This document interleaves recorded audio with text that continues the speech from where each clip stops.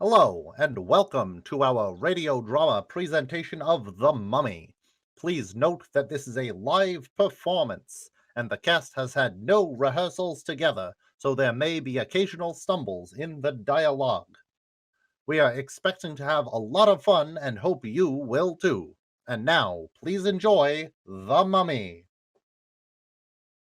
Long ago, when the pyramids were still young, there was Thebes, city of the living, crown jewel of Pharaoh Seti I, home of Imhotep, the Pharaoh's high priestess, keeper of the dead, birthplace of Anck-Su-Namun, the Pharaoh's mistress. No other man was allowed to touch her. Anck-Su-Namun, wearing nothing but body paint and a sash around her waist, walks into a statuary past Imhotep's priests and through a gold curtain where Imhotep himself is waiting. But for their love, they were willing to risk life itself. As they kiss, Imhotep embraces Anck-Su-Namun and unknowingly smears some of her body paint. Beyond the curtain, the priests begin to close the statuary door, but the pharaoh walks in and looks at them in surprise. What are you doing here? He strides through the room and pushes past the curtain to find Anck-Su-Namun alone, but he instantly spots her smeared paint. Who has touched you? Seti turns and sees his high priest, who steals the pharaoh's sword from his belt. Imhotep, my priest! With his back turned to Anck-Su-Namun, she raises a dagger and plunges it into Seti. The pharaoh screams in agony as his high priest and mistress take turns stabbing him. Meanwhile, a noise is heard at the statuary door. Pharaoh's bodyguards. Ay, mi amor, you must go. Save yourself. No. Ay, papi, only you can resurrect me. The bodyguards burst through the door. I won't leave you. The priests try to drag Imhotep away as they begin fleeing. Get away from me. Anck-Su-Namun allows the priests to take Imhotep. You shall live again. I will resurrect you. As Imhotep and the priests escape, the bodyguards walk through the curtain. Ay, coño, my body is no longer his temple. She raises the dagger once again, and this time stabs herself. To resurrect Anck-Su-Namun, Imhotep and his priests broke into her crypt and stole her body. They raced deep into the desert, taking Anck-Su-Namun's corpse to Amanapatra, city of the dead, ancient burial site for the sons of pharaohs, and resting place for the wealth of Egypt. For his love, Imhotep dared the gods' anger by going deep into the city, where he took the Black Book of the Dead from its holy resting place. Anck-Su-Namun's soul has been sent to the dark underworld, her vital organs removed and placed in 5 sacred canopic jars. Anck-Su-Namun's body is laid beside the jars on an altar surrounded by black water. As Imhotep reads from the Book of the Dead, a specter rises out of the water and flies into Anck-Su-Namun's body. She startles awake, but a moment later, Pharaoh's bodyguards invade the temple and apprehend him. Anck-Su-Namun's soul had come back from the dead, but Pharaoh's bodyguards had followed Imhotep and stopped him before the ritual could be completed. The specter flies out of Anck-Su-Namun and returns to the murky lake. Imhotep's priests were condemned to be mummified alive. As for Imhotep, he was condemned to endure the Homdai, the worst of all ancient curses, one so horrible it had never been before stowed. Imhotep's tongue is cut out before he is placed into a sarcophagus with hundreds of scarabs and then buried beneath a large statue of Anubis. He was to remain sealed inside his sarcophagus, being dead for all of eternity. The Medjai would never allow him to be released, for he would arise a walking disease, a plague upon mankind, an unholy flesh-eater with the strength of ages, power over the sands, and the glory of invincibility. Over the millennia, the statue is weathered and buried up to its shoulders in sand. For 3,000 years, men and armies fought over this land, never knowing what evil lay beneath it, and for 3,000 years we, the Medjai, The descendants of Pharaoh's sacred bodyguards kept watch. Half a dozen Medjai watch from atop a cliff as an army on horseback charges toward another fighting force which is lining a small barrier in the sand, guns raised toward their enemies. The commanding officer, the only of the defenders who is on a horse, grimaces and rides away from the battle. One of the soldiers lining the wall, a small Hungarian man, turns to the American next to him. You just got promoted. Steady! You're with me on this one, right? Oh, your strength gives me strength. The oncoming riders continue their charge. Steady! Wait! Wait for me! The Hungarian throws his gun down and bolts away while the American holds his ground. Steady! Fire! Gunshots ring out. Several rows of horses are mowed down, but the riders quickly breach the defenders' line and begin cutting down the soldiers. The American makes a fighting retreat and eventually spots the Hungarian, who is approaching some ruins with open doors. Run, Beni! Run! Get inside! Get inside! Beni gets inside and begins shoving the massive stone door closed. Hey, don't you close that door! Don't you close that door! Beni closes the door. The American continues running as the riders pursue him, but he is eventually cornered. The riders level their guns at him and prepare to shoot, but their horses are suddenly spooked and run away, taking their riders with them. The American looks around, bewildered, as a voice floats through the air. You will die. You will die. The American turns and realizes he is standing in front of the upper half of an Anubis statue. Suddenly, the ground beneath him begins to shift. He runs away as the shape of a massive face is carved in the sand. Above, 10 Medjai watch as he goes. The creature remains undiscovered. And what of this one? Should we kill him? No. The desert will kill him. In Cairo's Museum of Antiquities, a woman stands on the top rung of a ladder in the library, reshelving books. Sacred stones, sculpture and aesthetics, Socrates, Seth, Volume 1, Volume 2, and Volume 3. And Tethmosis, what are you doing here? T. I'm going to put you where you belong. She turns toward the shelf behind her and holds the book out, but can't quite reach the shelf. She continues stretching, shifting her weight enough to make the ladder tilt away from the bookshelf it was leaning against. She drops the book to the ground as she balances herself precariously atop the ladder. Oh, help.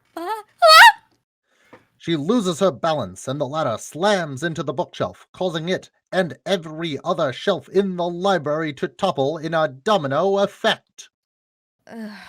Oops.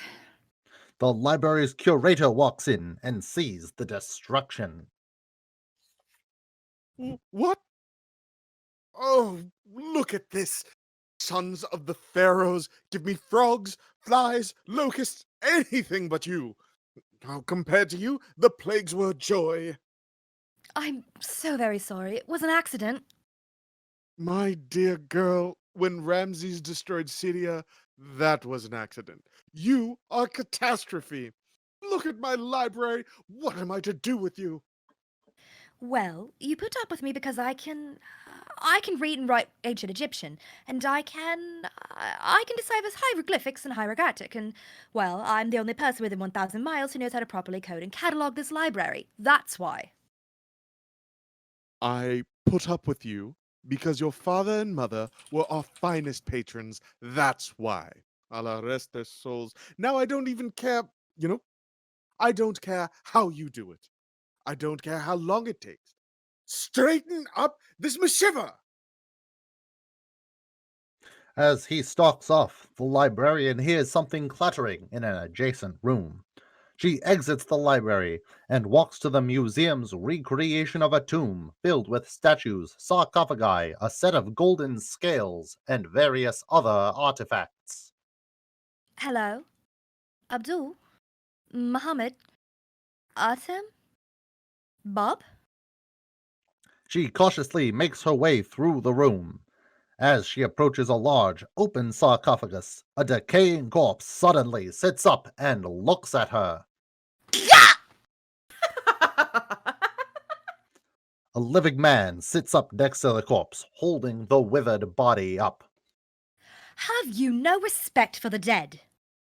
Oh, of course I do, but sometimes I'd rather like to join them. Well, I wish you would do it before you ruin my career the way you've ruined yours. Now get out! Oh, my dear sweet baby sister, I'll have you know that at this precise moment, my career is on a high note. A high note? Ha! Oh, Jonathan, please. I'm really not in the mood for you. I've just made a bit of a mess in the library, and the Bembridge scholars have rejected my application form again. They say I don't have enough experience in the field. You'll always have me, old mum. Besides, I have just a thing to cheer you up. Oh, no, Jonathan, not another worthless trinket. If I have to take home one more piece of the junk to the take one more piece of junk to the curator to try and... Jonathan holds out a small box. Selfie, where did you get this? On a dig down in Thebes. My whole life, I've never found anything like it, Evie. Please tell me I found something. Evie pushes a button on the side of the box, and the top snaps open, revealing a piece of paper. Jonathan, Yes. I think you found something. Ooh. She opens the paper up. It is a map. She immediately takes it to the curator. You see the cartouche there? It's the official royal seal of Seti I, I'm sure of it. Perhaps. 2 questions. Who the hell is Seti I, and was he rich? He was the second pharaoh of the 19th dynasty, said to be the wealthiest pharaoh of them all. Good! That's good. I like this fellow. I like him very much. I've already dated the map. It's almost 3,000 years old. And if you look at the hieratic that's here, well, it's Hymenoptera. Oh, dear God, don't be the ridiculous. We're scholars, not treasure hunters. Hymenoptera's a myth told by Arab storytellers to amuse the Greek and Roman tourists. Yes, I know all the blather about the city being protected by the curse of a mummy, but my research has led me to believe that the city itself may have actually existed. Are we talking about the Hymenoptera? Yes, the city of the dead, where the earliest pharaohs were said to have hidden the wealth of Egypt. Yes, in a big underground treasure chamber. Ugh. Oh, come on! Everybody knows the story. The entire necropolis was rigged to sink into the sand on the pharaoh's command. A flick of the switch and the whole place would disappear beneath the sand dunes, taking the treasure with it. And as the Americans would say, it's all fairy tales and hokum. The curator accidentally holds the map too close to a lamp, causing it to catch on fire. Oopsie, oh no, look at this. It's on fire. How bad? You've burnt it! You've burnt off the part with the lost city?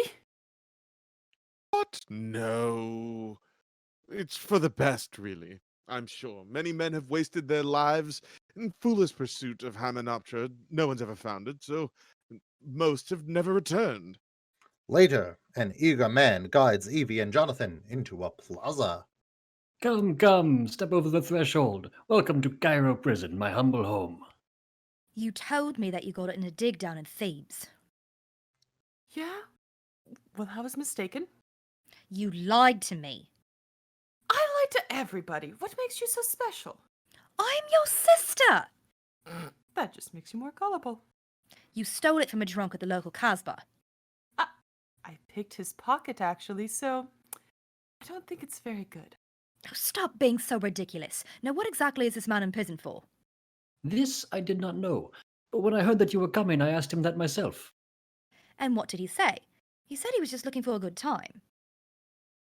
That was your line. Why was that given to me? 2 guards escort a man out of the prison and into a cage. It's the American from the war front, but his hair is long and unkempt. It has obviously been some time since the battle. This is the man that you stole it from. Yes, exactly. So, why don't we just go sniff out a spot of Tiffin? Who are you? And who's the broad? Broad? I'm just sort of a local sort of missionary chap, spreading the good word, and this is my sister, Evie. How do you do? Well, I guess she's not a total loss. I beg your pardon. The warden notices some prisoners squabbling on the other side of the yard. Hey, put the cards away. I'll be back in a moment. Ask him about the box. We have found... The prisoner is obviously not paying attention. Hello? Excuse me. We both found your puzzle box, and we've come to ask you about it. No, No? no. You came to ask me about Hymenoptera. How do you know the box pertains to Hymenoptera? Because that's where I was when I found it. I was there. Jonathan leads in close toward the American. But how do we know that's not a load of pig swallow? Do I know you? No, I've just got one of those faces. The prisoner punches Jonathan through the prison bars, landing a solid hit on his jaw. You were actually at Hymenoptera. Yeah, I was there You swear? every damn day. No, I didn't mean that. I know what you meant. I was there, Seti's place, City of the Dead. Could you tell me how to get there? I mean, the exact location. You want to know? She leans down toward the man. Well, yes. Do you really want to know? Yes? The man gestures Evie closer. When their faces are only inches apart, he reaches through the bars, grabs her by the chin, and pulls her in for a kiss. Get me the hell out of here! The guards pull him away from the bars and drag him away as the warden returns. Do it, lady! Where are they taking him? To be hanged. Apparently he had a very good time. Later, Evie sits with the warden as the American is walked up to the gallows. The prisoners all watch excitedly from behind their bars. I will give you £100 to save this man's life. Madame, I would pay £100 just to see him hang. £200. Proceed, hangman. 300. The hangman ties the noose around the man's neck. Any last request, pig? Yeah, loosen the knot and let me go. The hangman looks to the warden. No, of course we don't let him go. 500. And what else? I'm a very lonely man. The warden puts a hand on Evie's leg, but she quickly swats it away. The prisoners laugh as the warden signals to the hangman. The gallows lever is pulled, and the American falls. No! His neck did not break. Oh, I'm so sorry. Now we must watch him strangled to death. He knows the location of Hymenoptera. You lie. I would never!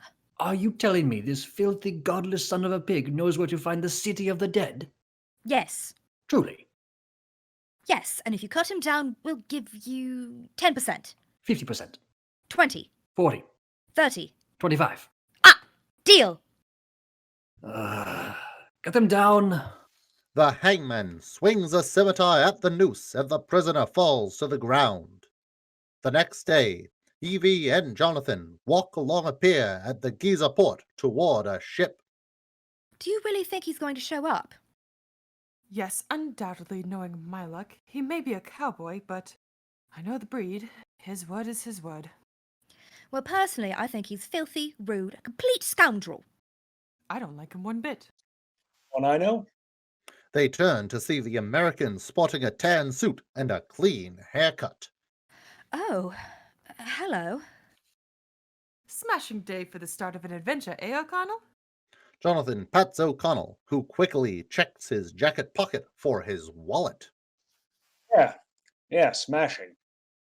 Oh, no. I'd never steal from a partner. That reminds me. No hard feelings about the, Oh, no. Happens all the time. Mr. O'Connell, can you look me in the eye and guarantee me this isn't some sort of flim-flam? Because if it is, I am warning you. You're warning me? Lady, let me put it this way.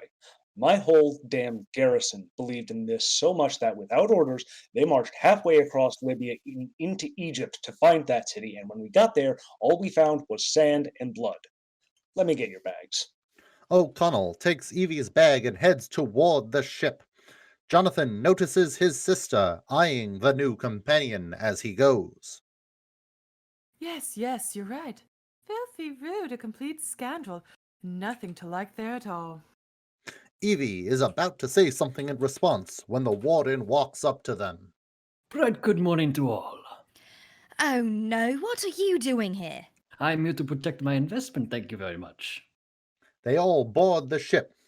That evening, Jonathan sits on the deck together with 3 men, drinking and playing cards. Quit cleaning your glasses and cut the damn deck burns. Without my glasses, I can't see the deck to cut it, Danny. O'Connell walks onto the deck carrying a bag. Ah, O'Connell! Sit down. We could use another player. I only gamble with my life, never my money. Never. What if I was to bet you $500 we get to Hymenoptera for you? You looking for Hymenoptera? Damn straight we are. And who says we are? He does? He does. They all 3 point to Jonathan. Well, how about it? Is it a bet? All right, you're on. A man at the table next to them, wearing a fez and a monocle, looks up from the book he is reading. And what makes you so confident, sir? Well, what makes you? We got us a man who's actually been there. Oh, what a coincidence, because O'Connell... O'Connell hits Jonathan with his bag. Whose play is it? Is it my play? I thought... Gentlemen, we got us a wager. Good evening, Jonathan. Night. O'Connell walks off. Meanwhile, a rowboat quietly pulls up alongside the steamship. On the side deck, Evie sits at a table, reading a book alone, until O'Connell abruptly slams his bag down on the table. No! Sorry, didn't mean to scare you. The only thing that scares me, Mr. O'Connell, are your manners. Still angry about that kiss, huh? Well, if you can call that a kiss. Rick opens his bag, revealing several guns and dozens of ammo rounds. He sits across from Evie and begins loading them. Did I miss something? Are we going into battle? Hey, there's something out there. Something underneath that sand. Yes, well, I'm hoping to find a certain artifact. A book, actually. My brother thinks there's treasure. What do you think out there? What do you think's out there? Evil. The Bedouin and the Tuaregs believe that Hymenoptera is cursed. Oh, look, I don't believe in fairy tales and hokum, Mr. O'Connell, but I do believe that one of the most famous books in history is buried there. The Book of Amun-Ra. It contains within it all the secret incantations of the Old Kingdom. It's what first interested me in Egypt when I was a child. It's why I came here. Sort of a life's pursuit. And the fact that they say it's made out of pure gold makes no never mind to you, right? You know your history. A treasure. By the way, why did you kiss me? I'd be hanged. Seemed like a good idea at the time. Evie scoffs at him and walks off. Come on, what did I say? Suddenly, O'Connell hears a soft yelp nearby. He looks over and sees a shadow hiding behind some crates. He cautiously walks up to the boxes, reaches behind them, and pulls out Beni. Surprise! My good friend, you're alive! I was so very, very worried. Well, if it ain't my little buddy Beni, I think I'll kill you. Think of my children! I don't have any children. Someday I might. Shut up. So you're the one who's leading the Americans. I might have known. So, what's the scam, Beni? You task them into the middle of the desert and then you leave them to rot? Unfortunately, no. These Americans are smart. They pay me only half now, half when I get them back to Cairo. So this time I must go all the way. With the brakes, huh? You never believed in Hamanaptra, O'Connell. Why are you going back? O'Connell glances over toward Evie, who is petting a camel in a cage. See that girl? She saved my neck. You always did have more balls than brains. Yeah.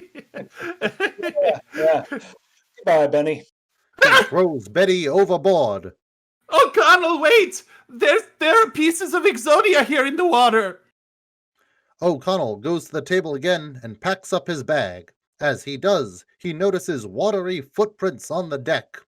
Inside, Evie paces about her room in her nightgown, reading a book. George Bembridge, in 1865, was... Oh, for heaven's sake, girl, it wasn't even that good of a kiss anyway. She moves to her vanity and begins brushing her hair, but drops her hairbrush. She bends over and picks it up, but when she looks again into the mirror, she sees a man in a black robe behind her. He grabs her and holds a knife to her face. Where is the map? It's there. And the key? Where's the key? The key? The key? What key? Evelyn! O'Connell barges into the room and shoots a second man who appears in the window while Evie thrusts a lit candle into the eye of the one that grabbed her. One of O'Connell's bullets hits a lantern which falls and starts a fire. He and Evie run out of the room. The map! The map! I forgot the map! Relax, I'm the map. It's all up here. Oh, that's comforting. Back in the room, the thief with the burnt eye spots the small box that originally contained the map. The key! Evie! Jonathan runs into the room and crashes into the man, knocking him into the fire. He goes to grab the box, but the intruder manages to get it first. Jonathan runs onto the deck where more men in black robes are lighting things on fire and attacking passengers. Hand over your rarest card or else. Passengers begin jumping into the water to avoid the flames as O'Connell and Evie step onto the deck. O'Connell hands off his bag as he reloads his gun. Hold on to this. Rick fires at the pirates and manages to hit a few.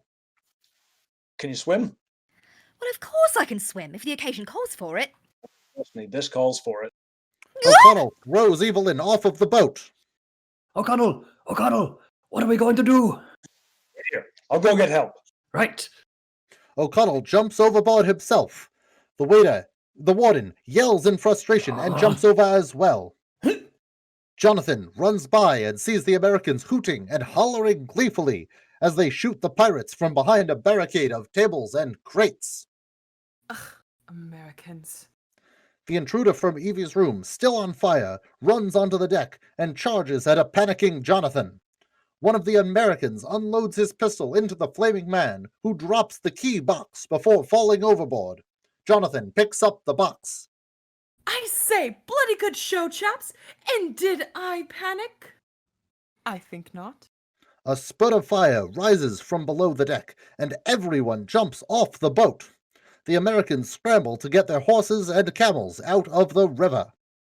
Get him out of the water! Get him out of the water! Oh, come on, doggies. Give him a smack, would you?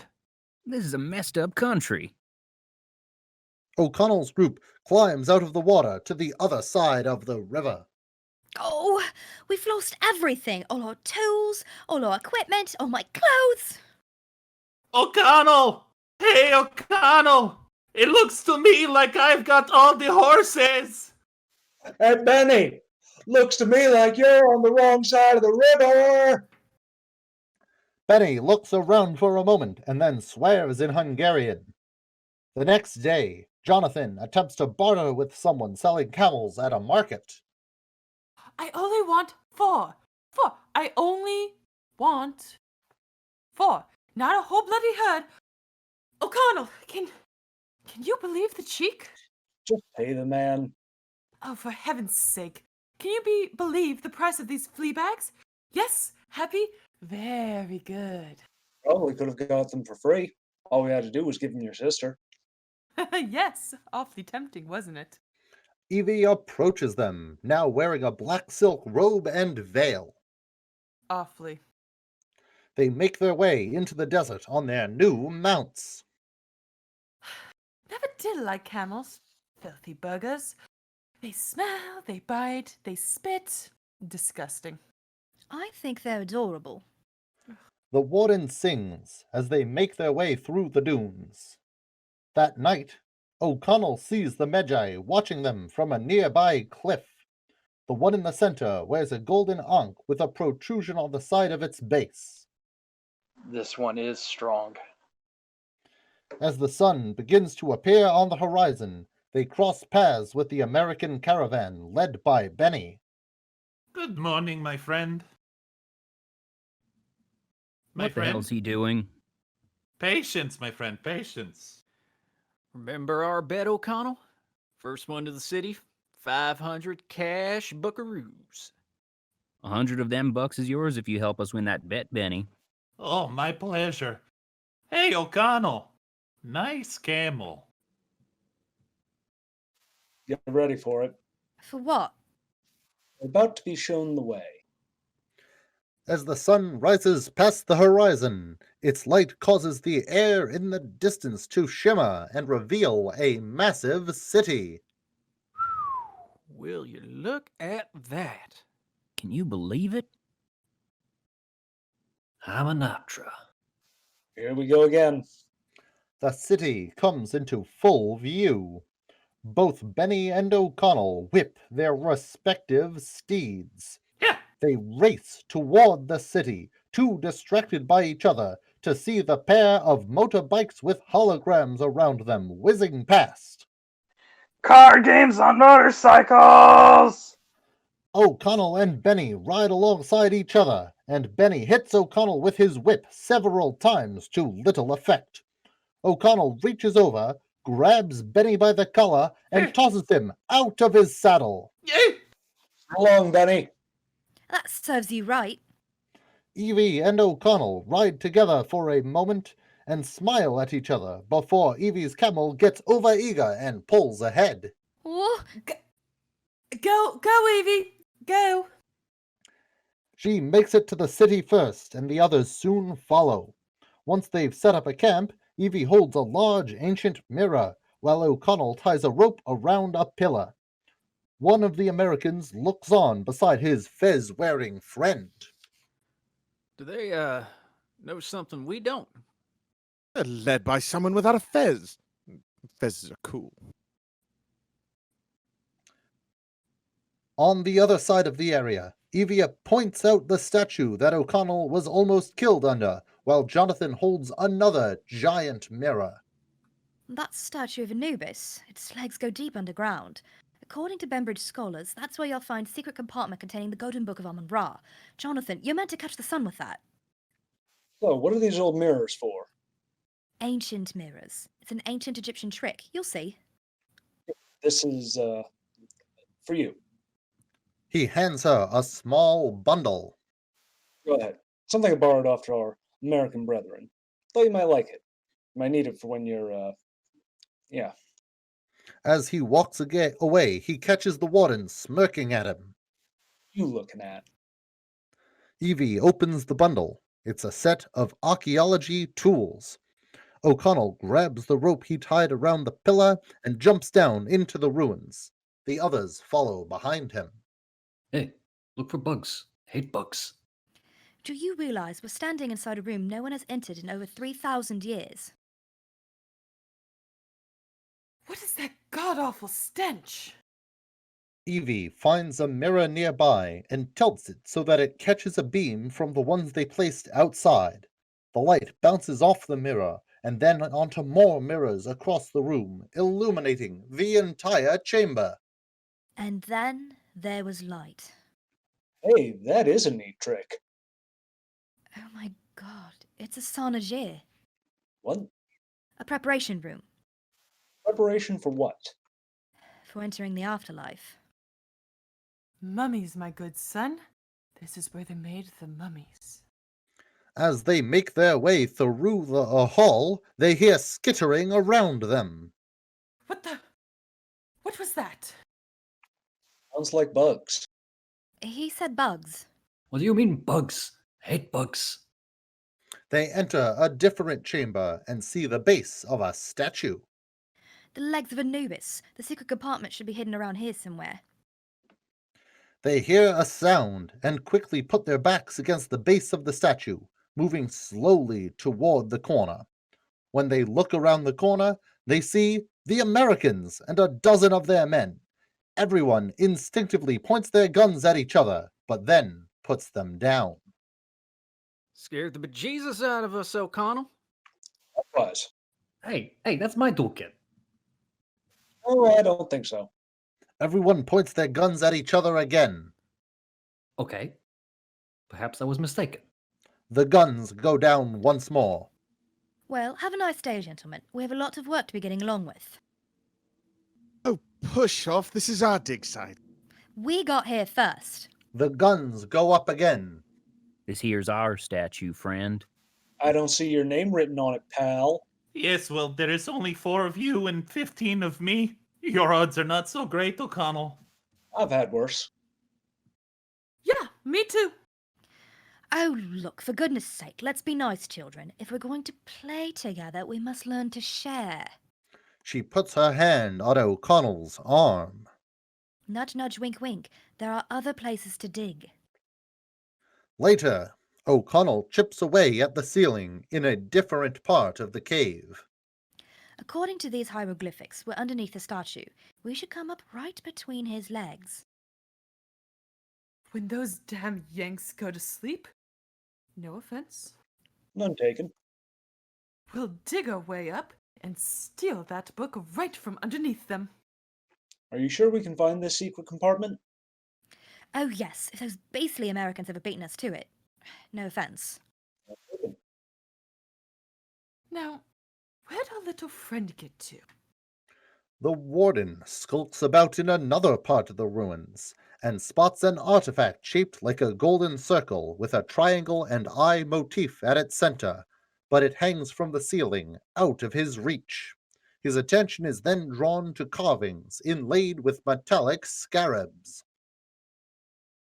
Hey, what have we here? Blue gold. This will fetch a mighty fine price. He uses a knife to pry some of the scarabs off the wall and puts them in his bag. On the upper level, one of the Americans thrusts a tool into a groove on the side of the statue of Anubis. All right, let's get us some treasure.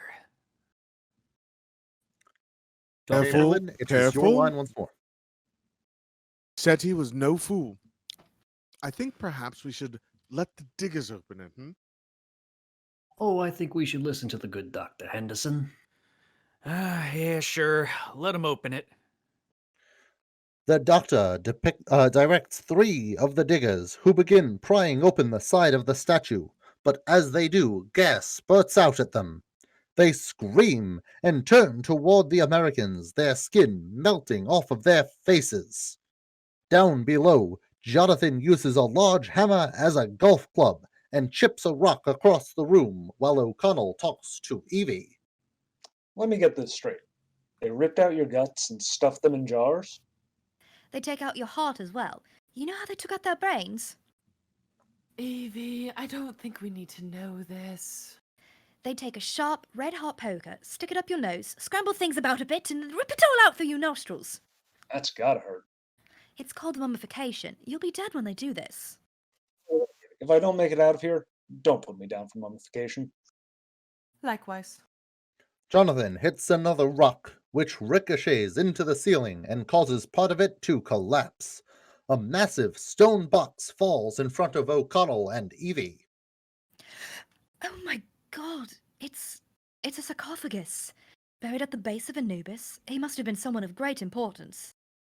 Or he did something very naughty. Meanwhile, the Warden continues harvesting stone scarabs. Oh, Allah. He puts one in his bag, but misses, dropping it on the ground. One more. He gets one more. One more. As he gets yet one more, the one he dropped shudders, and a live scarab hatches out of the jeweled shell. It skitters over his boot and burrows its way into it. Warden grabs his lower leg, then his upper leg. Help me! Help me! Help me! He rips off his shirt and sees a lump traveling up his stomach. He swats at the bulge as it moves to his shoulder, then up his neck, and disappears as it reaches his skull. Elsewhere, Evie dusts the lid off the sarcophagus. Well, who is it? It says, "He that shall not be named." O'Connell blows some stand away, revealing an indent in the lid. This looks like some sort of a lock. Well, whoever's in there sure wasn't getting out.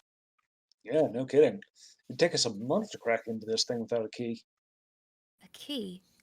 A key! A key! That's what he was talking about.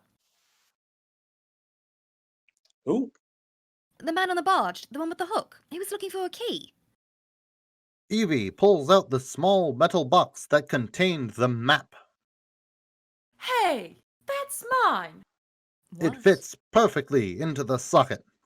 She smiles proudly just as screaming echoes through the cavern. As they run off, Jonathan grabs the key. They go into a nearby hall where they see the warden screaming and clutching his head.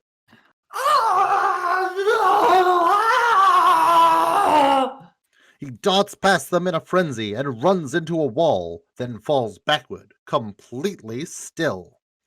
Evie, Jonathan, and O'Connell leave the ruins and go back to their campsite on the surface. The siblings sit together next to a fire as O'Connell approaches them. What do you suppose killed him? Did you ever see him eat? It seems that our American friends had a little misfortune of their own today. 3 of their diggers were, melted. What? How? Salt acid. Pressurized salt acid. Some kind of ancient booby trap. Maybe this place really is cursed. The wind suddenly blows. Oh, for goodness sake, you two. You don't believe in curses? No, I don't. I believe if I can see it and I can touch it, it's real. That's what I believe. Believe in being prepared. Let's see what our friend the warden believed in. Jonathan grabs the warden's bag and rummages through it. He suddenly pulls his hand out. Ow! What? My God, what is it? A broken bottle. Glenvet, 12 years old. Oh, he may have been a stinky fellow, but he had good taste. O'Connell looks over toward the American side of camp and then hands Evie his gun. Take this. Stay here. No, wait for me, wait! Evie! Excuse me, but didn't the man just say to stay here? Evie! Men in black robes on horseback ride into the camp and begin shooting and setting things on fire. The Americans and O'Connells group up and draw their weapons and fight back. Jonathan shoots from behind a wall between sips of alcohol until Beni runs up to him, grabs the bottle out of his hands, steals a sip, and spits it in Jonathan's face when he sees a man on a horse riding directly toward them. O'Connell! O'Connell slams into the horse, knocking off the rider. When the man hit the ground, his face was seen. It is the leader of the Medjai. He uses his sword to knock O'Connell's gun from his hand, but O'Connell pulls out a stick of dynamite, runs over to a fire, lights the fuse, and holds it out threateningly. Enough! We will shed no more blood, but you must leave. Leave this place or die. You have 1 day. The Medjai ride off, and O'Connell pulls the fuse out of the dynamite, disarming it. Hey, are you all right? Yes, I'm fine. Sure. Thank you. Well, that proves it. Old Seti's fortune's got to be under this sand. For them to protect it like this, you know there's gonna be treasure down there. No, these men are desert people. They value water, not gold. You know, maybe just at night we could combine forces. O'Connell's group accepts. Later that night, O'Connell gives a tipsy Evie some basic combat training. Hey, try a right hook. Ball up your fist and put it up like that. And mean it. Hit it right here. Mean it. Mean it. Evie swings wildly at O'Connell and hits his palm, but her momentum makes her spin around and fall into his arms. Okay. It's time for another drink. Unlike my brother, sir, I know when to say no. Well, your brother, miss, I just don't get. I know. You're wondering what's a place like me doing in a girl like this. Yeah, something like that.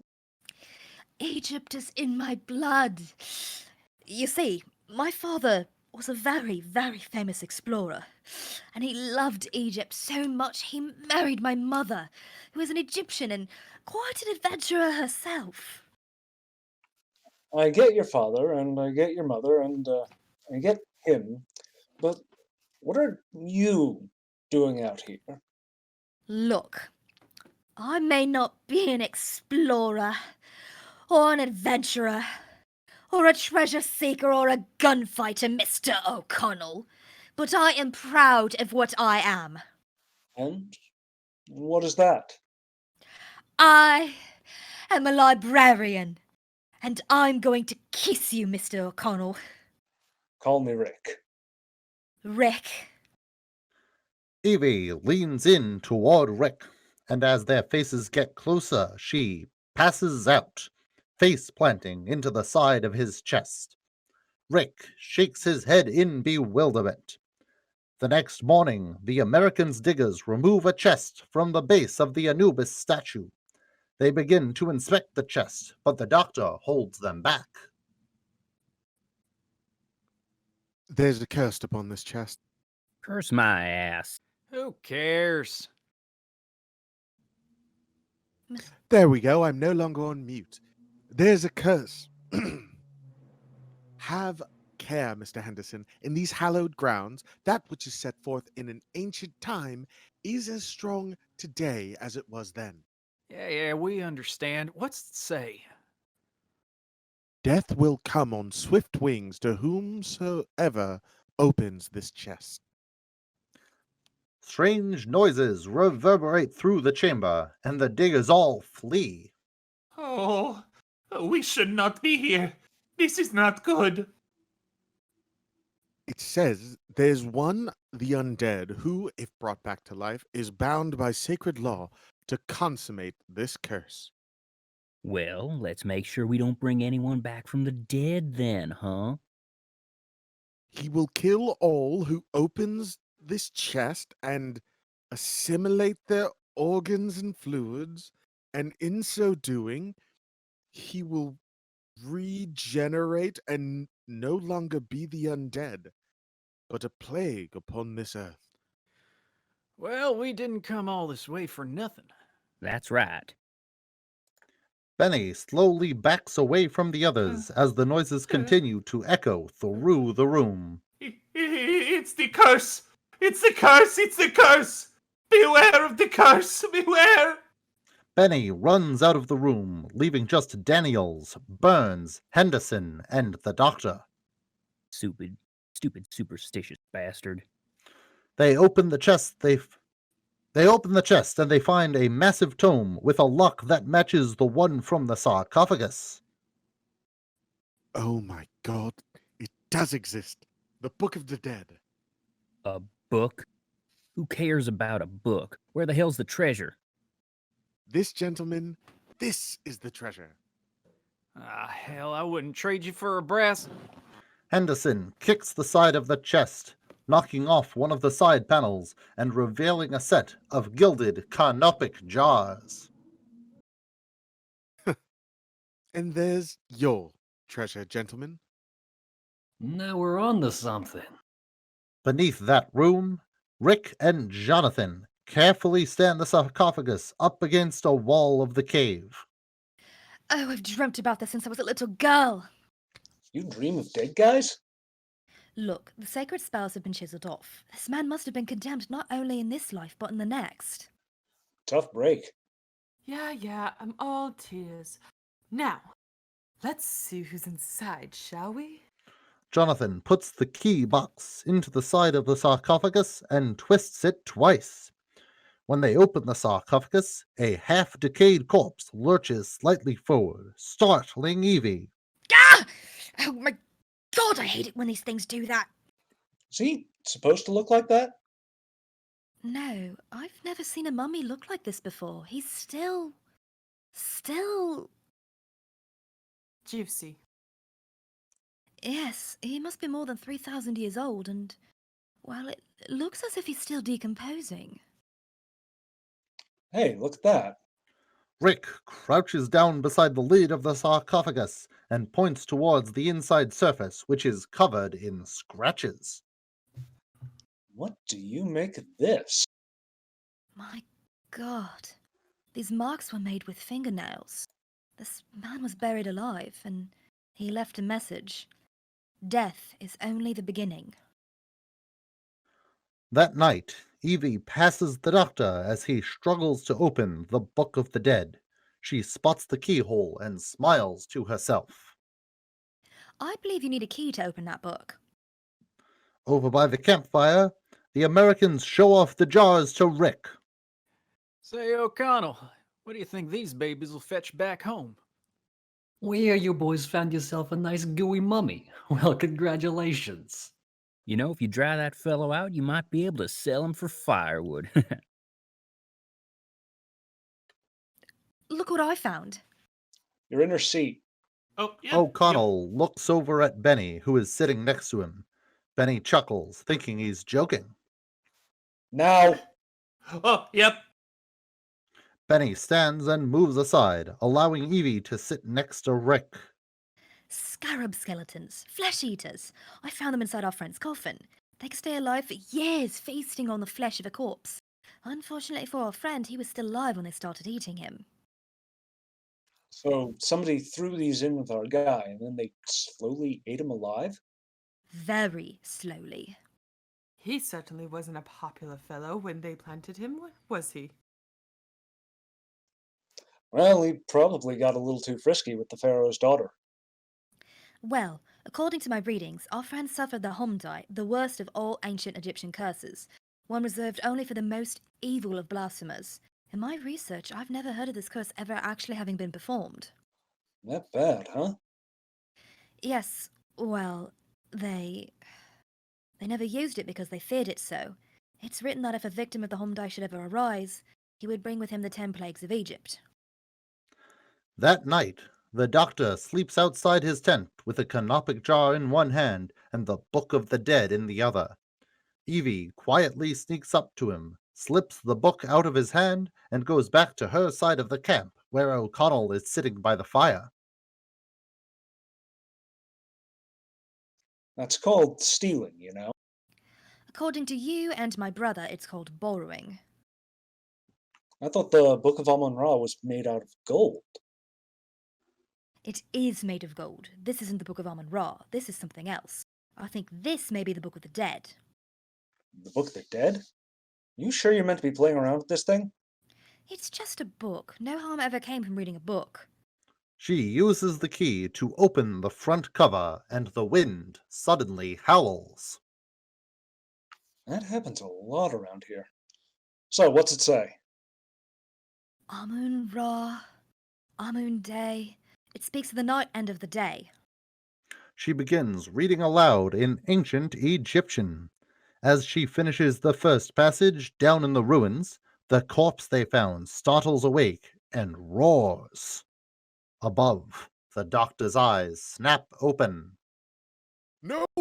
You mustn't read from the book! A strange noise is heard far away, but it becomes progressively louder. Everyone in the camp wakes up. They look into the distance and see a massive black cloud rapidly approaching them. Within seconds, a massive swarm of locusts is upon the camp. Run! Go, go! As everyone else sprints toward the ruins, the doctor stands nearby with a look of horror on his face and dozens of bugs covering his body. What have we done? At this point, dear listeners, we are going to take a 10-minute intermission. Thank you very much. Previously on Yu-Gi-Oh!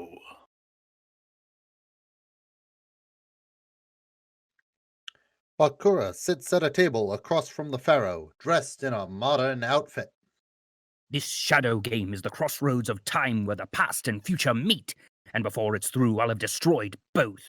Behold, the almighty Zorc, now to wipe your kingdom off the map. In the past, another version of Bakura duels Yugi in the tomb of the pharaoh. Your pharaoh friend must be knee-deep in darkness by now, and the only thing that can save him is locked down here. On the surface, a woman who suspiciously resembles the dark magician girl runs up to the past version of the pharaoh, holding an inverted gold pyramid on a string. Pharaoh, Mana, take this! my puzzle.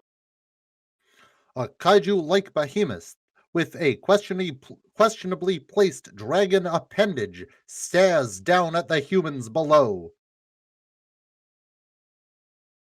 Zorc, are you there? Pharaoh, opposing me is futile. I am the embodiment of pure darkness. And as your world is enveloped by my shadows, my power shall grow. Zorc, the light of hope still shines upon the people of Egypt, and that light can illuminate even the darkest of shadows. Rick and the Americans make their way into the ruins and run through the halls. Where the hell did they come from? I ain't waiting to find out. Burns trips and his glasses fly off of his face. My glasses! My glasses! Beni runs up from behind him.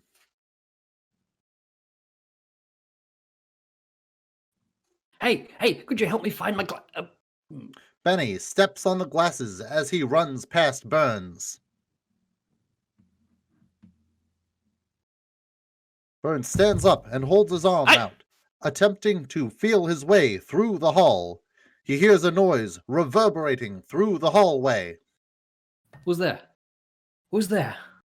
He turns around and is able to see the shadowy outline of a figure walking toward him. Daniels? I don't care. He looks away for a moment. I know what I did. I know what I did. I know what I did. I know what I did. I know. Mike's live again. He looks away for a moment, and the figure is gone, but the noises continue. He hears something directly behind him, turns and screams. Deeper into the ruins, Jonathan, Evie, and Rick walk along, but stop when the ruins shake and a geyser of bugs begins to spout in front of them. Scarabs! Run, Evie! Go! Go! Go! Run! They flee through the tunnels until they come to a room with a stone bridge. Rick and Jonathan jump over to a large rock on one side, while Evie moves into a nook on the other. As the swarm flows across the bridge, Evie leans onto the wall and falls through a trap door. Once the scarabs have passed, Rick and Jonathan realize she is gone. Evelyn? Evie? Evelyn! Evie! The trapdoor releases Evelyn into another part of the ruins, where she finds Mr. Burns standing nearby, facing away from her. Oh, Mr. Burns, thank goodness. I was just starting to get scared. I've lost everyone. My eyes. My eyes.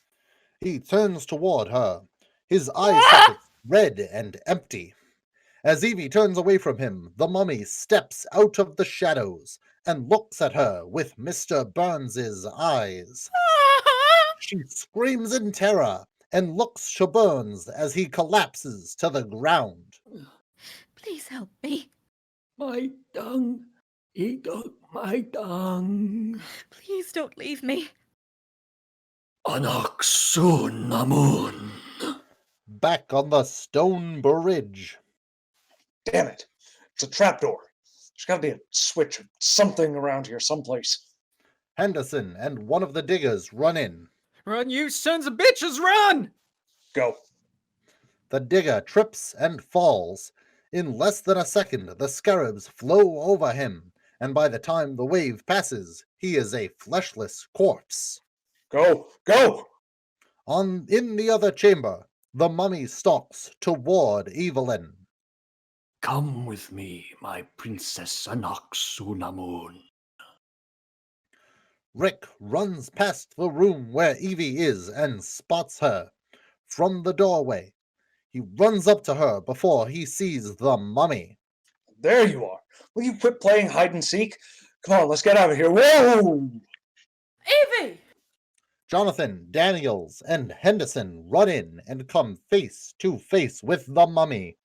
The beast roars at O'Connell, and O'Connell roars back, then blasts it in the chest with his shotgun. Move! Oh, yeah, right. Did you see that? It was walking. It was walking! They make it out of the ruins, but are met by a squad of Medjai. The doctor is kneeling beside them, holding the Book of the Dead. I told you to leave or die. You refused. Now you may have killed us all, for you have unleashed a creature we have feared for more than 3,000 years. Relax. I got him.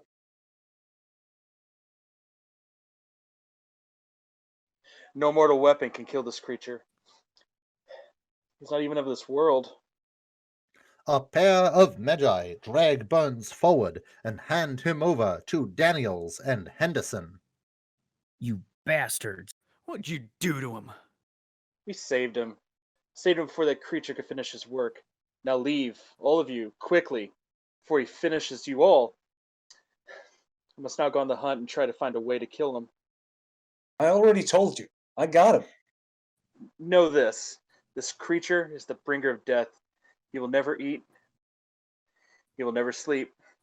And he will never stop. Beni skittishly runs around the corner with the Anubis statue holding a gun and a torch. Suddenly, the mummy appears behind him. Beni steps backward and pulls a necklace out from under his shirt with a cross, holding it toward the creature.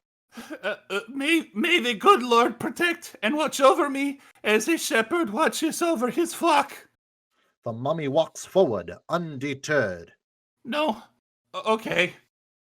He pulls out another necklace with a sword and moon charm and begins reciting the Shahada. Still no effect. He next grabs a Hindu Brahma medallion and tries a prayer in Hindi.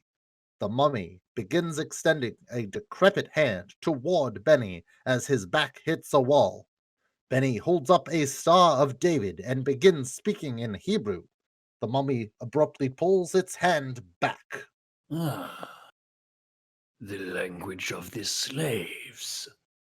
I may have use for you. And the rewards He holds out a handful of gold charms. will be great. My prince. Where are the other sacred jars? O'Connell's group and the Americans immediately ride away from the ruins and make their way to Fort Bryden in Cairo, along with ominous storm clouds. Evie's cat loafs around on her steamer trunk as Rick attempts to pack it. I thought you said you didn't believe in fairy tales and hook'em stuff. Shoot! Evie picks up her cat, and Rick puts some dresses into the trunk, which Evie promptly removes. Having an encounter with a 3,000-year-old walking, talking corpse does tend to convert one. Forget it. We're out the door, down the hall, and we're gone. Rick takes an ornate gold necklace with a charm resembling an eye from Evie's vanity and packs it, but she removes that as well. Oh no, we are not. Oh, yes, we are. Oh no, we are not. We woke him up and we are going to stop him. We? What? We? We didn't read that book. I told you not to play around with that thing. Didn't I tell you not to play around with that thing? Yes, right then. Me. I woke him up and I intend to stop him. Yeah? How? You heard the man. No mortal weapons can kill this guy. Then we're just going to have to find some immortal ones. There goes that we again. Look, will you listen to me? We have to do something. Once this creature has been reborn, his curse is going to spread until the whole the earth is destroyed. Yeah? Is that my problem? Well, it's everybody's problem. Evelyn, I appreciate you saving my life and all. When I signed on, I agreed to take you out there and to bring you back. I have done that. End of job, end of story, contract terminated. That's all I am to you, a contract. Well, you can either tag along with me, or you can stay here and try to save the world. What's it going to be? I'm staying. Fine. Fine. Fine. Fine. Fine. At a nearby bar, a man with a military officer's coat and caps walks with a woman who is clearly not his significant other. He has a large mustache, and his face is beet red. Oh, I'm the last of the Royal Air Corps still stationed out here, you know. He sips directly into the basin of a fountain at the center of the room. Oh, some bloody idiot spilt his drink. Oh, all the other laddies died in the sky and were buried in the sand. Oh, good chaps, every one of them, too. Rick walks in and accidentally brushes shoulders with the gentleman. Oh, hey, Winston. Oh, yes. You know, Connell, ever since the end of the Great War, there hadn't been a single challenge worthy of a man like me. Yeah? Well, we all got our little problems today, Winston. Oh, I just wish I could have chucked it in with the others and gone down in flame and glory instead of sitting around here rotting of boredom and booze. Rick sits at the bar with Jonathan. Winston follows Rick and plucks Jonathan's shot glass out of his hand. Cheers! Oh, well, back to the airfield. Winston claps Rick and Jonathan on the back and walks off. Tell me, has your sister always been... Oh, yes, always. Henderson and Daniels walk up. Well, we're all packed up, but the damn boat don't leave till tomorrow morning. Tail set firmly between your legs, I see. You can talk. You don't have some sacred walking corpse after you. So, how's your friend? He had his eyes and his tongue ripped out. How would you be? Back at the base, Burns, now blindfolded, sits in a large chair and holds out his hand sheepishly. I'm so pleased to meet you. Beni grabs Burns' hand. Across from Burns sits a figure in black robes and a mask. Prince Imhotep does not like to be touched. A silly Eastern superstition, I'm afraid. Please forgive me. Mr. Burns, Prince Imhotep thanks you for your hospitality. No. And for your eyes. And for your tongue. But I am afraid more is needed. The prince must finish the job and consummate the curse, which you and your friends have brought upon yourselves. No, me, yeah. At the bar, Rick, Jonathan, and Henderson clink shot glasses. Well, good luck, boys. They toss their drinks back and immediately spit them out. Everyone in the bar begins spitting their drinks out as well. Ah, sweet Jesus. Tasted just like... Rick drops his shot glass as he looks at the fountain in the center of the room and sees that the water is now crimson. Blood. And the rivers and waters of Egypt ran red and were as blood. He's here. Outside, thunder rumbles as Rick runs up to Evie. Oh, Evelyn! Oh, so you're still here? We've got problems. Thunder roars, lightning flashes, and fireballs begin falling from the sky, hitting the pyramids, the base, and the buildings throughout the city. Screams fill the air as people are hit and become blazing infernos. Rick and Evie are able to hide beneath an overhang. Beni runs down a nearby empty staircase, sees Rick, and begins to run back up, but he has already been spotted. Hey! Beni, you little stinkweed, where have you been? A monstrous roar is heard from above, which startles Rick enough for him to lose his grip on Beni. The Hungarian runs away as Rick climbs the staircase. They break into Burns' room, where they find his dried corpse on the chair and see the mummy thrashing about near the fireplace as it partially regenerates. We are in serious trouble. He begins unloading his guns on the creature as Jonathan, Daniels, and Henderson run into the room. The mummy shoves Rick into them and then turns to Evie. You saved me from the undead. I thank you. As he leans in toward her, Evie's cat steps across the piano in the room. The mummy turns and looks at it in horror, dissolving into sand and flying out of the room. We are in very serious trouble. Evie brings everyone to the Museum of Antiquities. He does seem to like you, Evie. Yeah, what's that about? Yeah, what's this guy want anyhow? Well, there's only one person that can give us any answers. They walk into the curator's office and see him talking with the leader of the Medjai. Rick, Jonathan, and Henderson all point their guns at him. You? Miss Carnahan, gentlemen, And what is he doing here? do you really want to know, or would you prefer to just shoot us? Well, after what I just saw, I'm willing to go on a little faith here. We are part of an ancient secret society. For over 3,000 years, we have guarded the city of the dead. We're sworn at manhood to do any and all in our part to stop the High Priest Imhotep from being reborn into this world. And now, because of you, we have failed. You think this justifies the killing of innocent people? To stop this creature? Let me think. Yes. Question. Why doesn't he like cats? Cats are the guardians of the underworld. He will fear them until he is fully regenerated. And then he will fear nothing.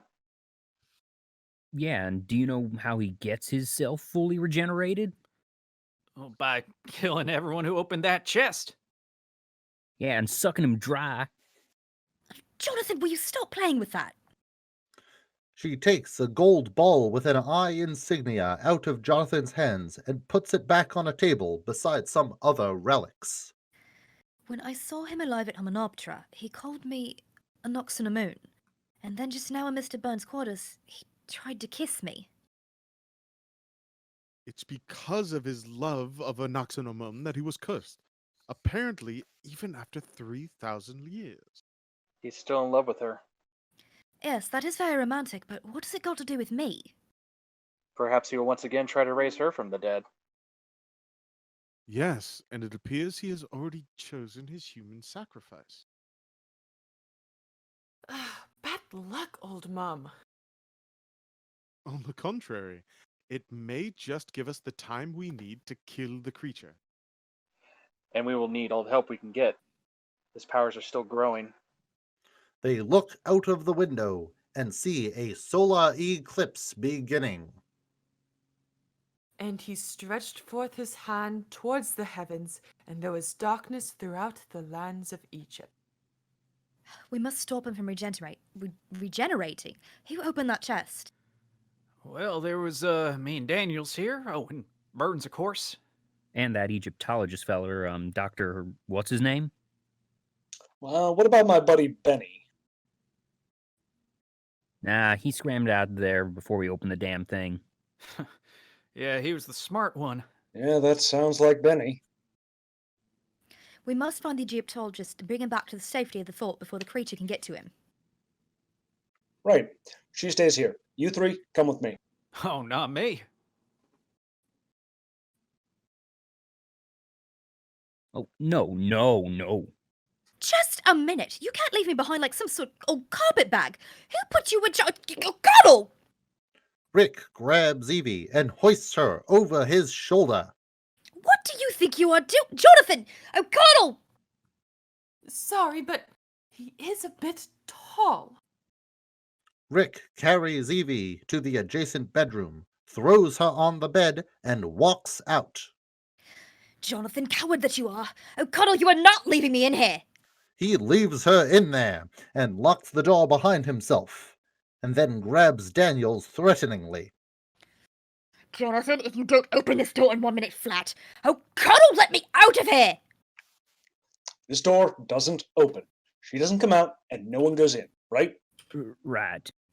He looks to Henderson. Right? Right. Oh, Cuddle!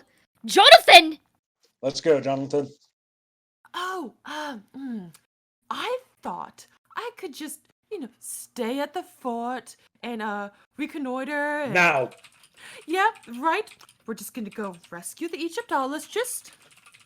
That evening, the doctor runs through the bazaar carrying the Book of the Dead in one hand and his canopic jar in the other.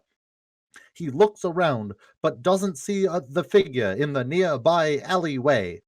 Meanwhile, Rick walks in on Beni, ransacking the Egyptologist's office. Well. Let me guess. Spring cleaning? Beni runs for the window, but Rick grabs a chair and throws it at the Hungarian, knocking him to the ground. Oh, nice shot. Oh, Beni, did you fall down? Let me help you up. Rick grabs Beni and slams him against the wall.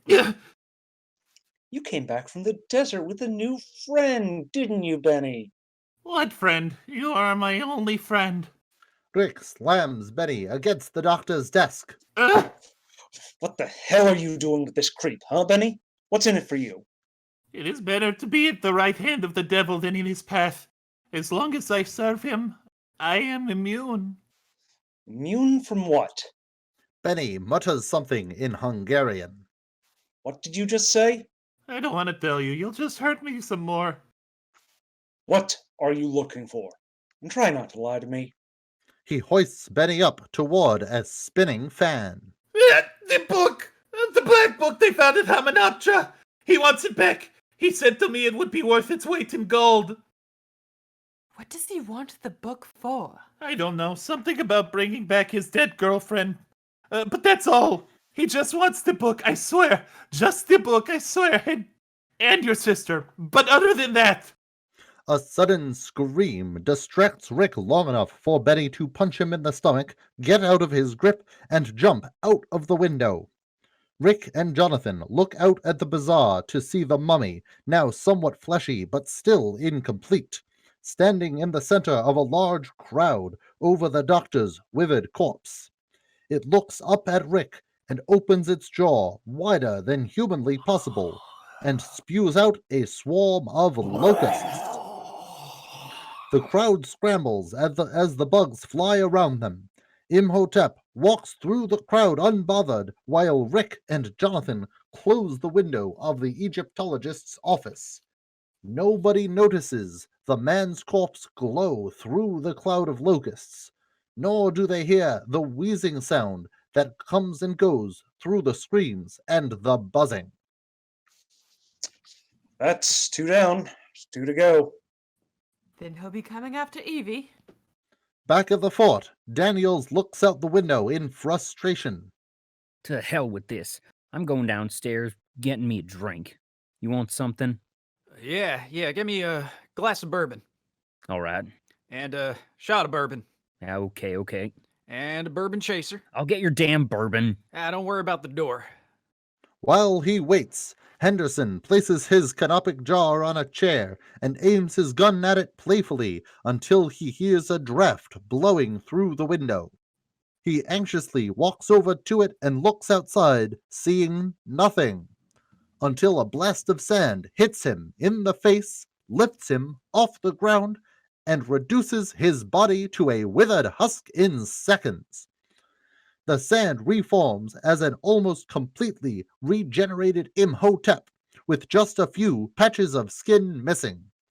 Evie, who seems to be a heavy sleeper because she was not woken by Henderson's final screams, rests in the bed as the sand pours into the room through the keyhole in the door and then reassembles itself into Imhotep. Anck-Su-Namun. He leans in and kisses Evie, his face decaying as they make out. Evie wakes up and pushes him away as Rick and Jonathan barge into the room. Hey, get your ugly face off her. Look what I got. Rick holds up Evie's cat, who hisses. Imhotep screams as he transforms into sand and flies away. You all right? Oh, well, thank you for asking. I'm not really quite sure. So, The three make their way to the Museum of Antiquities, where they meet with the Curator and Medjai. Well, according to legend, the black book the Americans found at Hymenoptera is supposed to be bringing people back from the dead. Until now, it was a notion I was unwilling to believe. I believe it, sister. That's what brought our old buddy back to life. Yes, I'm thinking that if the black book can bring dead people to life... Then maybe the gold book can kill him. That's the myth. Now we just have to find out where the gold book is hidden. They stop talking as they hear a strange sound echoing from outside the museum. Imhotep. Imhotep. Imhotep. Imhotep. Imhotep. A crowd of chanting, entranced people march toward the museum. last but not least, my favorite plague, boils and sores. So they become his slaves, and it has begun. Beginning of the end. Not quite yet, it hasn't. Come on. Outside, Imhotep himself leads the crowd, followed by an extremely unnerved Beni. The crowd begins banging on the door of the museum, while Evie reads from a stone tablet in the museum. According to Bembridge scholars, the Book of Amun-Ra is located inside the statue of Anubis. That's where we found the black book. Exactly. Well, it looks like the old boys at Bembridge were mistaken. They mixed the books up, mixed up where they were buried. So if the black book is inside the statue of Anubis, then the golden book must be inside... The door to the museum gives way, and the horde begins running in like trading card scalpers trying to get the newest set. Come on, Evie, come on, faster. Patience is a virtue. Not right now, it isn't. I think I'll go and get the car started. I've got it! The golden book of Amun-Ra is at Hymenoptera inside the statue of Horus. Take that, Bembridge scholars. Jonathan runs outside and makes a beeline for the car, but sees a crowd of people shamble out from the museum. He widens his eyes and begins walking slowly. Imhotep. Instantly, the crowd calms down and begins shambling along with him. Imhotep. Imhotep. Imhotep. He begins walking slower than the others, lets them pass him by, and then continues running to the car and gets in. Daniels rounds the corner, followed by Rick, Evie, the Curator, and the Medjai as the engine starts. Let's go. Get this thing in gear, boy. Let's get out of here. Evie, come on, Evie. Let's hurry up. Beni runs out of the front door and yells. Imhotep! Imhotep! The high priest looks down on him from the upstairs window of the museum and roars as they drive away. You're gonna get yours, Beni. You hear me? You're gonna get yours. Oh, like I've never heard that before. Jonathan drives through the bazaar until they come to a blockade of Imhotep's followers. Rick stomps on Jonathan's foot, forcing the gas pedal down. Hang on. The car crashes through the crowd. Though several of them do climb onto the car, they punch and throw as many of the attackers off as they can, but a pair of them are able to grab Daniels. Hey, O'Connell! He is pulled from the car, which keeps driving away. Daniels pulls out his pistols and shoots as many zombies as he can, but quickly runs out of bullets. Aw, dang it. When he does, they stop attacking him and turn to allow Imhotep through the crowd. Beni watches uncomfortably as the High Priest consumes the last of the Americans. Meanwhile, the car keeps driving until it hits a fountain. Jump down. Move, move, move. Imhotep. Rick, Evie, Jonathan, the Curator, and Medjai are backed against a wall by the Horde. Imhotep, now looking exactly like he did before he died, steps forward while Beni cowers behind him. It's the creature. He's fully regenerated. Imhotep speaks in Egyptian while Beni translates. Come with me, my princess. It is time to make you mine forever. For all eternity, idiot. Take my hand, and I will spare your friends. Oh dear. She glances over to Rick. Have you got any bright ideas? I'm thinking. You better think of something fast, because if he turns me into a mummy, you're the first one I'm coming after. Evie steps toward Imhotep. Rick immediately pulls out his gun and points it at Imhotep. No. Don't. No, He has to take me to Hamanoptera to perform the ritual. she's right. Live today, fight tomorrow. Rick lowers his gun. I'll be seeing you again. The Medjai holds Rick back as the High Priest walks away with Evie. Beni goes to Jonathan and grabs the key box. Hey, that's mine. Thank you. Kill them all. No! Let me go! Let go of me! Goodbye, my friend. Come here, you little... Beni runs away as the crowd slowly closes in on them. Rick notices a manhole under them and opens it up. Come on. What about my sister? We're gonna get her back. Go. He helps Jonathan down, then the Medjai. You're next. The Curator pulls out his sword and begins cutting down the zombies. Come on, give me your hand. You go. Come on. Go. O'Connell retreats into the sewer, and the Curator is only able to cut down a few more of the Horde before they are upon him. The next day, Rick, Jonathan, and the Medjai drive onto the British Air Force Base. Aboard, Winston sips tea while listening to music on a gramophone. Morning, Winston. A word?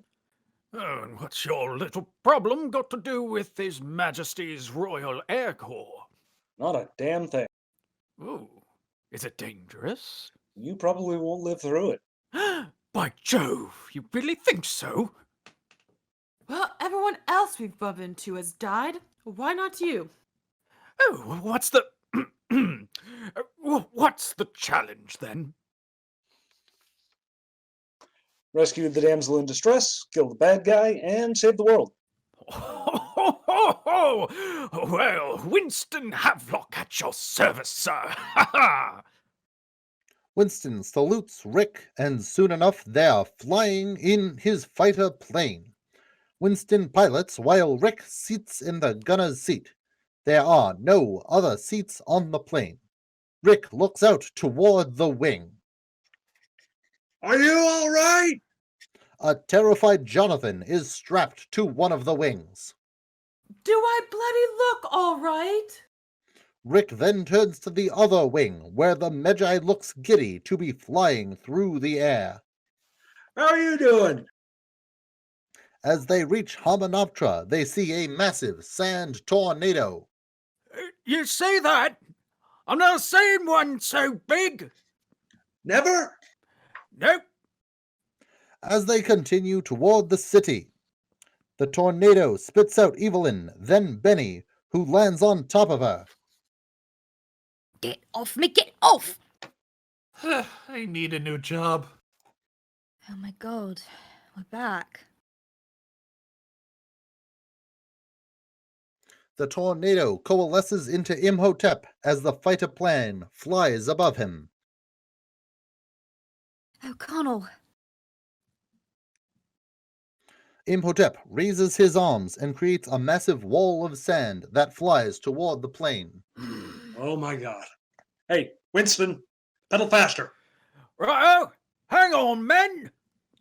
Imhotep's face appears in the sand, and Rick shoots it to no effect. On the ground, Imhotep makes strange faces that are matched by the storm. Evie turns to the high priest as the sand face swallows the plane.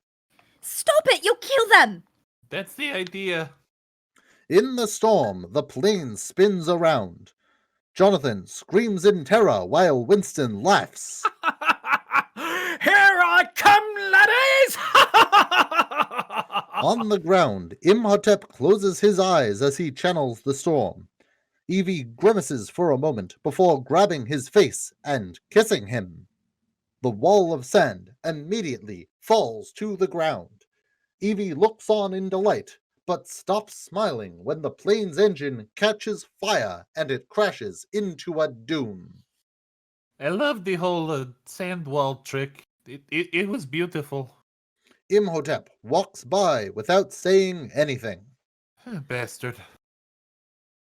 Over at the dune, Rick and the Medjai climb out of the wreckage, while Jonathan struggles with the restraints keeping him on the wing. Excuse me. A little help would be useful if it's not too much trouble. Yeah, all right. Rick helps Jonathan while the Medjai detaches the plane's gun from its frame. Winston. Hey, Winston. Rick goes over to the cockpit and sees Winston, completely still with a smile on his face. He only has a moment to mourn before the plane begins to slide downward. Quicksand. Get back, it's quicksand. They back away as the plane and Winston sink into the desert. Rick gives a small salute before they head toward Hamunaptra. Meanwhile, Imhotep, Evelyn, and Beni walk down toward the ritual chamber beneath the city. Keep moving. Nasty little fellows such as yourself always get their comeuppance. Really? They do? Oh, yes. Always? In another part of the ruins, Rick and the Medjai struggle to move some stones out of a pathway. I'd take those bigger stones first. Take them from the top, otherwise the whole thing will cave in on us. Come on, put your backs into it. Rick and the Medjai stare at Jonathan. Yes, well, you've got the idea. Chop, chop. Jonathan turns and sees jeweled scarabs inlaid on the wall and plucks one off. I say, gents, you should come and have a look at this. As with the Warden, a metallic shell cracks open and the scarab emerges. Jonathan screams as it burrows into his arm. What? It's my arm, do something. Hold it. Do something, please, do something. Rick takes out a knife as the blob under Jonathan's skin moves up toward his shoulder. No, not that, please, no. He cuts the scarab out and shoots it, but the gunfire is heard across the ruins by Imhotep and Evelyn. O'Connell!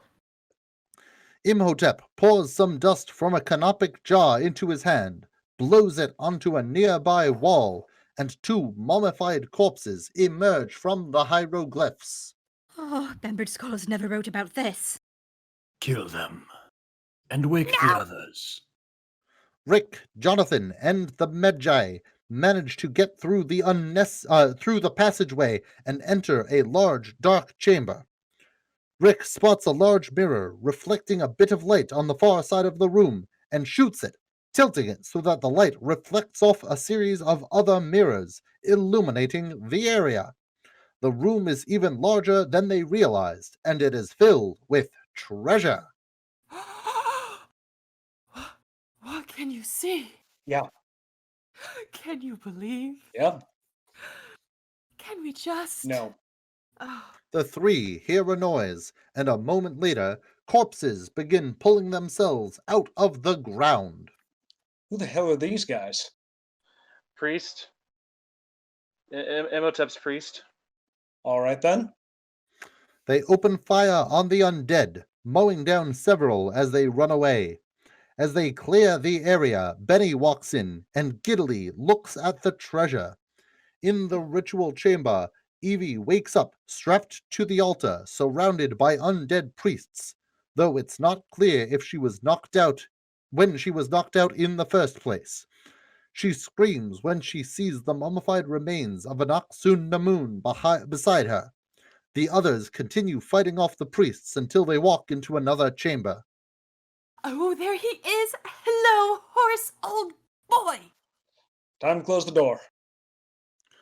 Rick lights a stick of dynamite and throws it into the hull, destroying the last of the panels in the room. On the surface, Beni drags a large stack of treasure out of the ruins. In the ritual chamber, Imhotep approaches the altar and opens the Book of the Dead. He looks at his beloved's corpse tenderly. Anck-Su-Namun. O'Connell! Jonathan! O'Connell and Jonathan attempt to open the statue of Horus as they hear more priests approaching the room. Damn, these guys just don't quit, do they? Just keep digging. They manage to open the statue and find a chest containing a book that resembles the Book of the Dead, but is made of gold. The Book of Amun-Ra.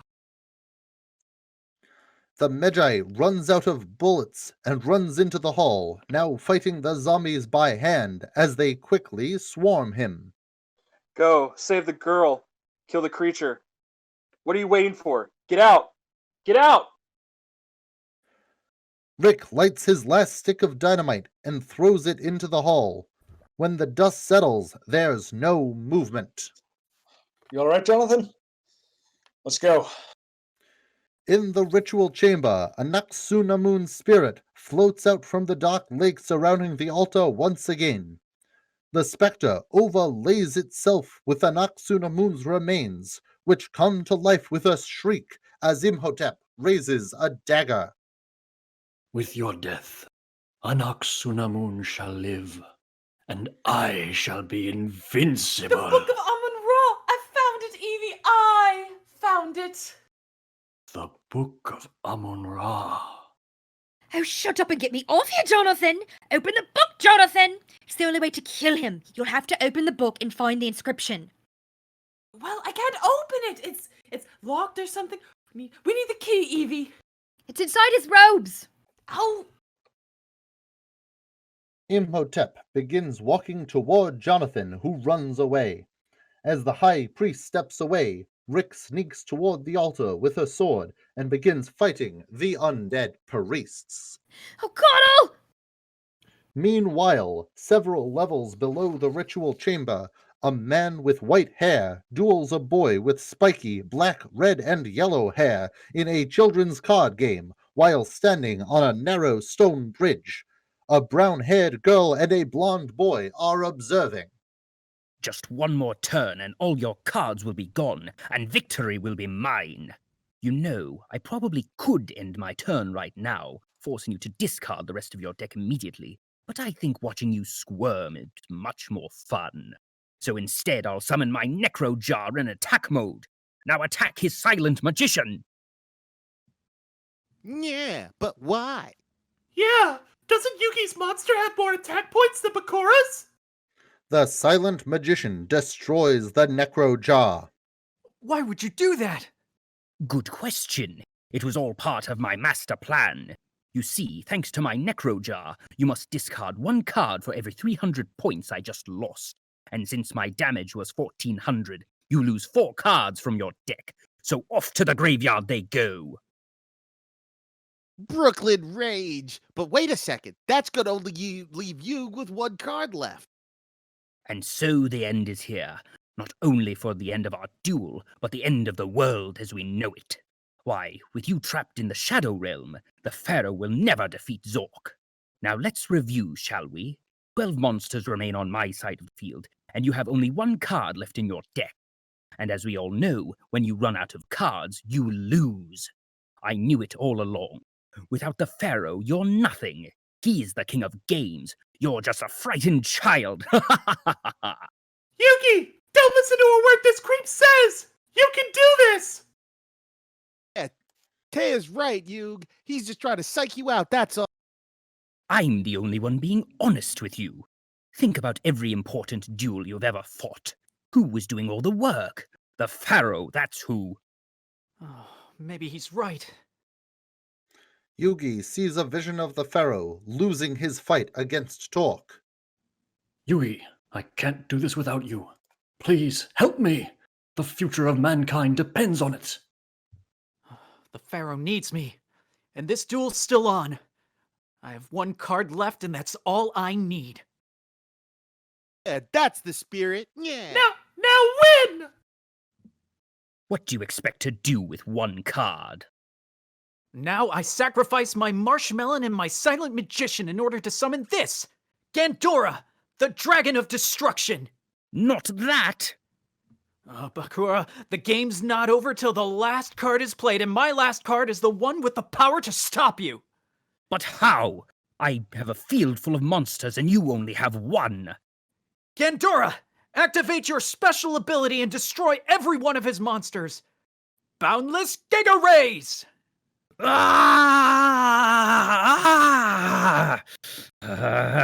My monsters may be gone, but my life points aren't. Bakura's right. This duel's not over yet. Wait a sec. That was the last card in Yugi's deck. So, if he doesn't get rid of Bakura's life points in this turn, then Yugi loses. After my Gandora strikes, it goes to the graveyard. And as I'm sure you know, when one of my monsters is destroyed, your Sword of Sealing is deactivated. So my Silent Swordsman is free. What? 4,500 attack points? More than enough to wipe you out. Now, Swordsman, attack! I never get tired of watching Yug kick butt. You go, Yug. I wouldn't be celebrating if I were you. I'm afraid your victory is all in vain. We'll see about that. Now let's go! All right. But if you want to save the Pharaoh, I'm afraid you're too late. While you were busy playing cards, Zorc was busy ushering in the Age of Darkness. So despite your apparent victory today, in reality, I win the game.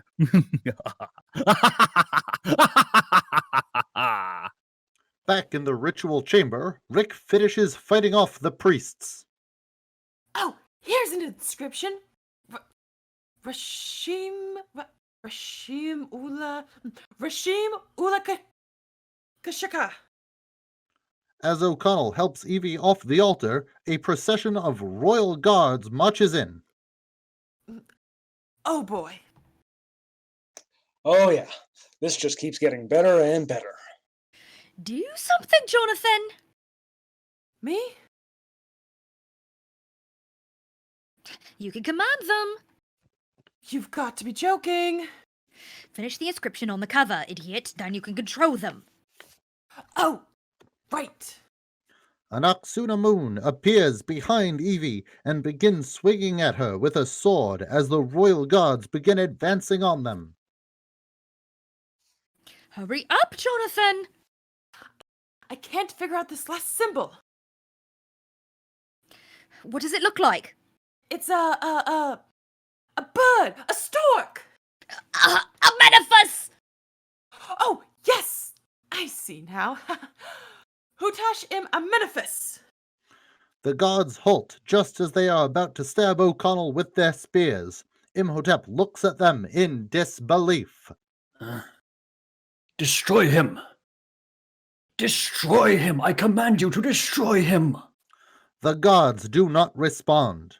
Jonathan yells out a command in ancient Egyptian, and the guards begin attacking Anck-Su-Namun. Anck-Su-Namun! Imhotep charges at Jonathan. Give me that book! He hesitates for a moment and starts to double back toward his beloved, but it is too late. The guards stab her repeatedly. Anck-Su-Namun! He makes a pained, enraged expression as he grabs Jonathan by the throat. Now you die. O'Connell quickly comes up behind Imhotep and chops off his arm. Imhotep grabs Rick with his remaining hand and throws him across the room before taking off his robe and reattaching his severed arm as he walks toward Rick. Jonathan quickly rummages through the discarded robe and grabs the key box. Evie, I've got it. Keep him busy. No problem. Evie unlocks the book and begins flipping through its solid gold pages. Hurry, Evie, hurry. You're not helping. Imhotep grabs Rick by the throat. Now it's your turn. Oh, I've got it. Kadishmal, Kadishmal. Paradus, Paradus. Suddenly, a blue spectral version of Obelisk the Tormentor, Slifer the Sky Dragon, and the Winged Dragon of Ra appear and fly through Imhotep. As they do, a spectral version of the High Priest is pulled out of his body. Imhotep remains conscious and chases after his ghostly double, but the gods disappear with it into a portal. Rick grabs a sword as Imhotep stalks towards him. I thought you said it was going to kill him. Imhotep angrily grabs Rick again, but is stabbed through the chest in the process. Imhotep looks down and gasps as he realizes he is bleeding. He's mortal. Imhotep staggers backward into the murky lake. The inky water creeps up his body, which rapidly decomposes into the husk he was found as. He glares at Rick, Evie, and Jonathan as he sinks into the depths. Death is only the beginning. In a nearby chamber, Beni staggers across the room, straining under the weight of a second saddlebag filled with treasure. He spots a protrusion on a nearby wall and throws the bag onto it, taking a moment to rest.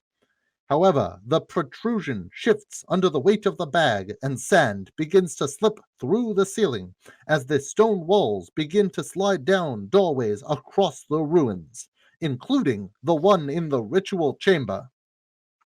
Time to go. Rick, Evie, and Jonathan dash toward the exit. Halfway across the room, Jonathan trips. As he falls, the Book of Amun-Ra flies out of his hands and into the bog. You've lost the book! Jonathan, I can't believe! Hurry! Come on. Rick and Jonathan drag Evie out of the chamber. Nearby, Beni drags the saddlebag of treasure across the ground, but abandons it when he realizes he won't make it out otherwise. He is able to crawl out of the room just before a stone wall finishes descending. Rick and Evie run through the main vault as Jonathan looks around in dismay. Oh, couldn't we just... No, Jonathan! As the three make it out of the room, they see Beni sprinting toward the exit behind them. O'Connell! O'Connell, wait! Beni gets on his stomach, preparing to crawl through the exit as the wall descends. Rick reaches his hand out. Come on. Come on. Wait, please! Come on, Beni! They are both forced to pull back as the stone wall slams down between them. Goodbye, Beni. Beni is just barely able to make it back to the main vault in time to see the last of the exits being sealed. A stone slab descends onto the mirror reflecting the sunlight, leaving Beni only with his torch for light. He sees a scarab crawl up on a nearby statue holding an ornate golden scepter. Go away! Get! Get! The sound of skittering bugs echoes in the air as thousands of scarabs pour into the room from every direction. Shoo! Shoo! Shoo! Get away! The swarm surrounds Beni as his torch begins to go out. Rick, Evie, and Jonathan make it to the surface and sprint out of the ruins as the entire city collapses around them. They make it back to their camels just before Harmonoptera erupts into a giant sandy explosion. As they catch their breath, a hand suddenly grabs Jonathan's shoulder. He yells in terror, but turns to see that it's the Medjai, unharmed and with a camel of his own. Thank you very much. You have earned my respect and the gratitude of me and my people.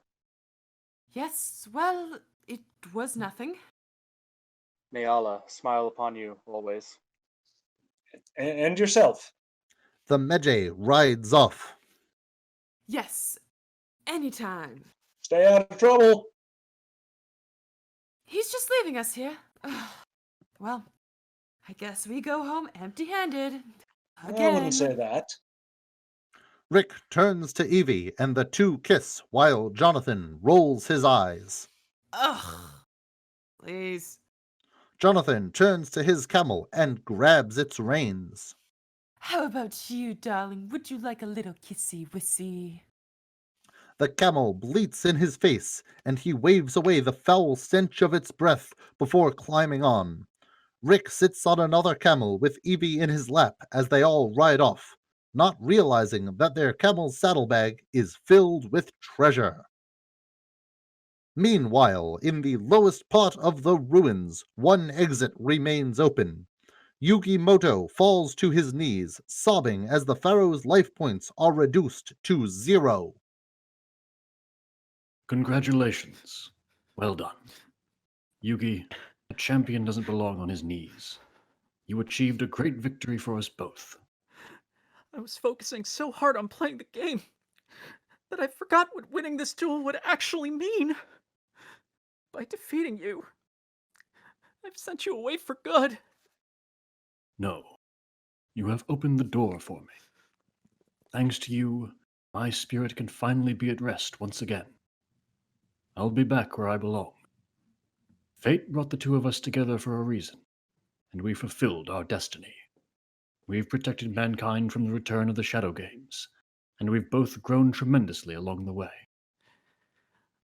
I'm gonna miss you. You do realize we'll never truly be apart, right? The gift of kindness you've given me, and the courage I've given you, will remain with us, and that will bind us forever together. Suddenly, a hieroglyph with an eye on a door illuminates. Hey, look! Yeah, what's up with the eye? Now that the battle ritual is complete, the Eye of Ujat that guides the door to the spirit world has awakened, and the spirit of the great pharaoh, which is trapped in the Millennium Puzzle for 5,000 years, is now free. So this is it? The time has arrived. Tell the Eye of Ujat your name. I am the son of King Anck-Su-Namun. My name is Atem. The doorway opens and a blinding white light is seen behind it. Atem steps toward the door. Pharaoh! Don't go! So that's how it ends, huh? Nice. Think you can just show up and change everybody's lives, and then just leave? What Tristan means is, we don't want to say goodbye. Exactly! Pharaoh! I know walking through that door means your spirit will finally be free, and it's all for the best, but it doesn't seem fair! I mean, I feel like we were only just getting to know you! In fact, you were just beginning to get to know yourself. And now you're being taken away from us? I know we should be happy for you, but it's really hard to do when you're losing your best friend and you just don't understand why it has to be that way. Yeah, I guess there's some things we're not supposed to understand. Just look at me. I go through half my life not understand what's going on. But I know that true friends may be hard to leave, but they're impossible to forget. And even though his stay wasn't as long as we would have liked, we're lucky we knew him at all. Thank you, Joey. Goodbye, Atem. And good luck. Yeah, hey, Pharaoh, I hate to break the terrible news to you, but you're not going anywhere, because everything you've given us stays right here in our hearts. Right. Like we always say, it's your move. Atem gives his friends a thumbs up as he walks through the door and into the light. Thank you for listening to our radio drama presentation of The Mummy. Rick O'Connell was played by Celeste English. Evelyn Carnahan was played by Kailey Reyes. Jonathan Carnahan was played by Mary Rivette. Medjai, Ishizu, Tristan, Rhea Hunter 2, Jack, and Mana were played by Sean Regan. Beni, Taya, and Seti were played by Cam Griffin. Bakura, Daniels, and the Hangman were played by Joel Guttman. Curator, Joey, Chamberlain, Zorc, and Rare Hunter 1 were played by Lealin Queen.